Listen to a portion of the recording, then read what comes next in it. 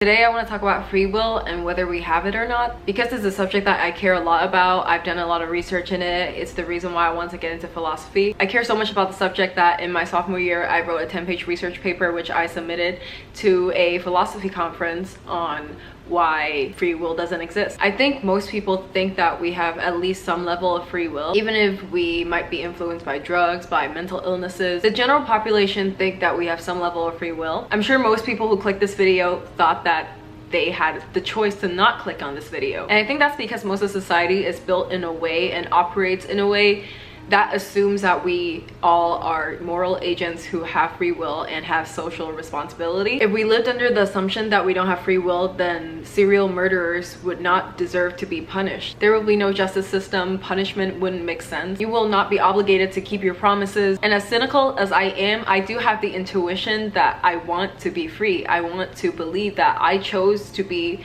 in this relationship with Trin, that I chose to adopt Pudding at the shelter. But a lot of us also operate under a second assumption that everything that occurs is a matter of cause and effect. This is a view called determinism, and it's basically that if there are natural laws that exist and that things occur due to antecedent causes, then everything that happens is basically determined. So in the face of determinism and this strong intuition that we have free will, a lot of philosophers have concluded that free will is an illusion. One of those philosophers is John Locke. He imagined a scenario where if you were locked in a room and you didn't know that the door is locked and you truly want to just sit in the room, sit on the couch and watch TV or whatever, so you never realize that the door is locked and you cannot leave the room. Even though you could not have done otherwise, or in other words, you are not free to leave the room, you still have the false idea that you are free. This is called the principle of alternate possibilities, wherein you are free if and only if you could have done otherwise. But of course, most of us are still reluctant to believe in hard determinism,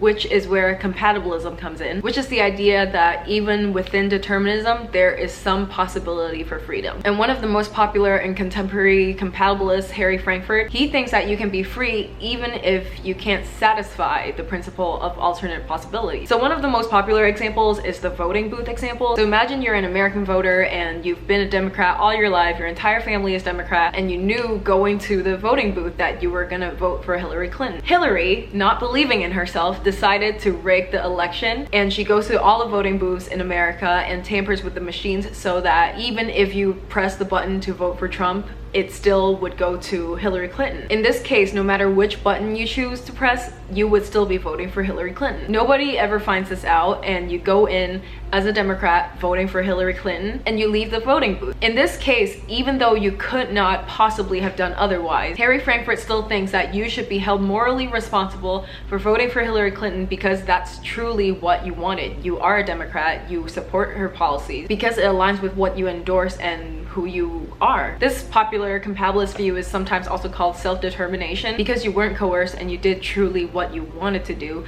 then you're free. Another good way of thinking about the self-determination view is that there are different levels of desires that you have. For example, I might have a first order desire to eat a cake because it's right in front of me. However, I have a higher desire where I want to become a healthy person. And Harry Frankfurt thinks that when you act on a higher order desire, that reflects your true self, like how you really want to be a healthy person, or if you identify as a hardcore Democrat. These are cases where there could be a possibility for freedom. But like a lot of compatibilist views, this is infinitely regressive. Compatibilists don't really give an account of how these desires from your true self can occur outside of other antecedent causes. Your desires and volition arise out of your true self, but if you don't have a choice to determine yourself, self-determination becomes meaningless. Unless you're very spiritual and believes in some non-physical identity, your true self can be reduced to biological and environmental factors. In other words, factors that are entirely determined by natural laws. This makes any possibility for freedom very arbitrary. It also seems metaphysically impossible that every single time you feel like you're acting from your true self, or every time you feel like you're doing something without being coerced, that a new causal chain is launched from your brain. If this occurs, this kind of brain activity probably would have been picked up by neuroscientists. It just seems highly unlikely that we can launch entirely new causal chains when we didn't even cause ourselves into existence. That seems to prove pretty conclusively that there's no possibility for free will. Some philosophers still think that we should believe that we are free because we have such a strong intuition that we are, that's not a good reason to support a certain view without evidence. I would really love to be proven otherwise, but maybe you didn't have any other choice but to watch this video to the end. And if you hate what I'm saying, you might not have any other choice but to close this tab right now. And I think I'm okay with it.